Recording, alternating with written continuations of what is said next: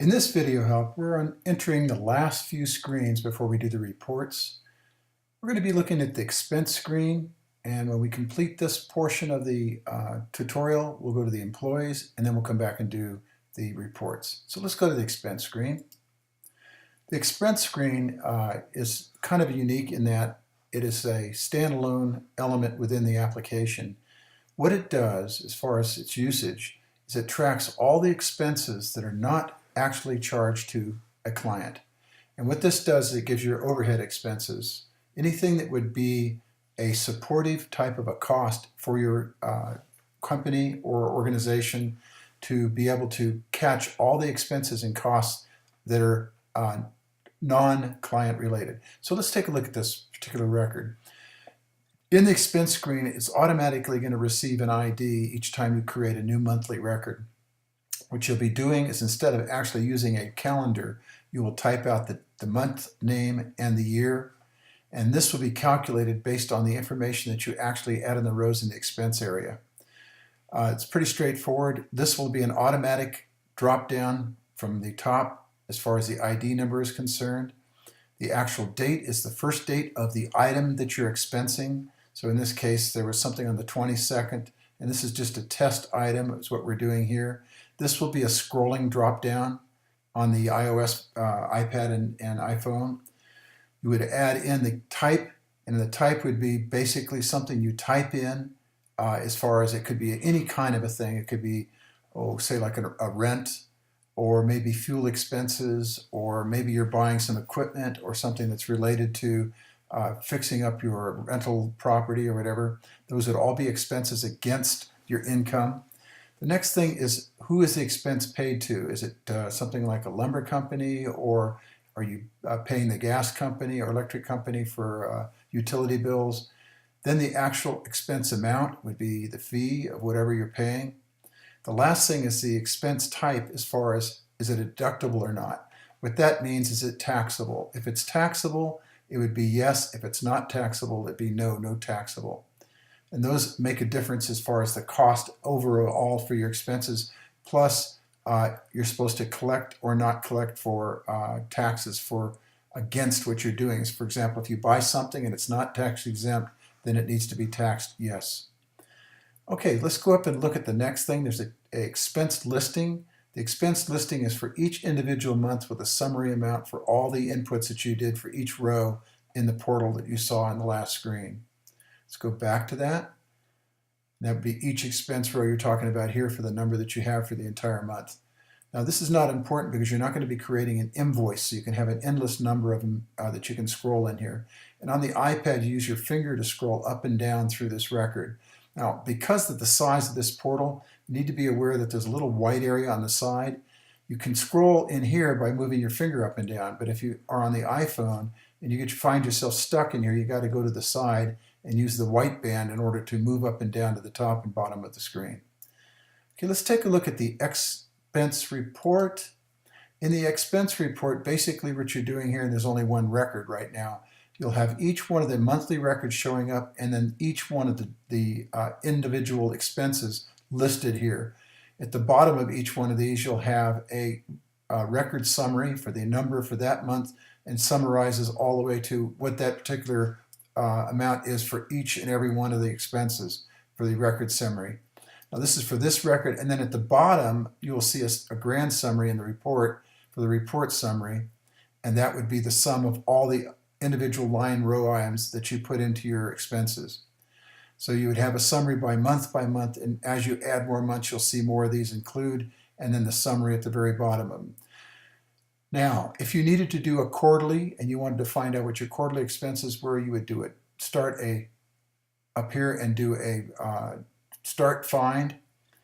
You would go in then, and you would probably put in either the straight month thing where we did it like July or January or whatever it is, and the year, or you can put the expense ID, which would be the individual expense IDs, or you can do the expense date to see individual ones.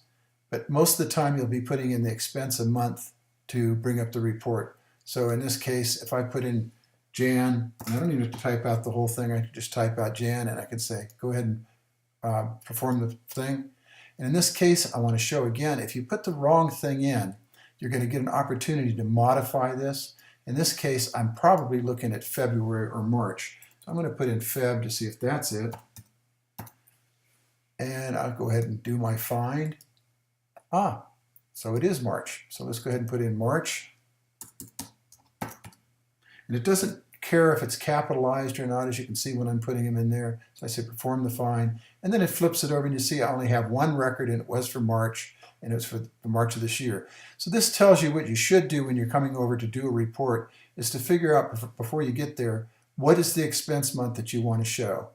And then if you're putting items in and you want to omit them, maybe there's something that you just want to show the total amount that should be non-taxable, you can omit those records. Or you can just do a find and say tax deductible yes or no, and that would move those records out, but you also have to add the month and that together to combine them to get the correct information you're looking for.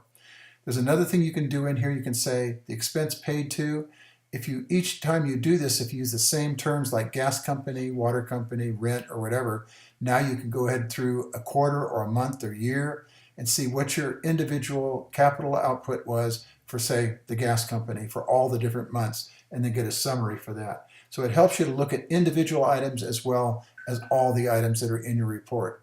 Now, once you've run the report, you notice the header's missing. So tap on the Run Report button, and you'll see that it's for March, and it'll tell you the actual individual date for these individual expenses. This header piece will be on each new expense that you put in there. Okay, let's go back to the main screen. And we're going to go down and see we have the expense portal. Now the expense portal is something interesting. What this is this is a portal where you actually can come in if you have to and delete one record if it's wrong or there's something in there you want to drop it out of that row. You can put that in and just use the delete here. Let's go back to the expense screen. I want to show you the invoice portal.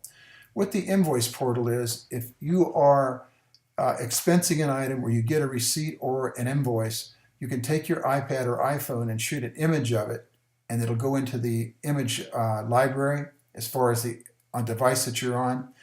You can tap in here, and then you can go ahead and say add to photos. You pick off from the photo library, and you can paste that in here so you have an actual image of each invoice or receipt that you have for all the items that were expensed for that month. And at the same time, it'll show you for each picture that you're working on what the actual size of the image is. Sometimes you want to make the images smaller so you don't fill up your iPad with a lot of images that have a lot of data space that's required for them. You can put a file in there if you wanted to, but it's not recommended because on the iPad and iPhone it puts a lot of tax on it for hard drive space depending on how big your hard drive is on your iPad. Now also I want to point out that this is actually a scrolling field, so you can actually, when you put one thing in there, you can scroll down and add another one in the next record. And then if you go down and click on this, you'll get the actual screen where you can see the large view of your invoice, so you're not trying to strain your eyes to see what's the actual invoice in there. The picture ID is up here, and then there's a little narrative you can put in here, like gas company for January of 2016, for example. And that's what you would have in here for your invoice information. Okay, let's go back to the navigation and then back to the last item on here, which is the picture portal. Okay, we're in the picture portal now, so that's the last thing. We've covered everything, and this is what is called the picture portal. In order to get back to the main record, just click here, and you're now back on the main screen.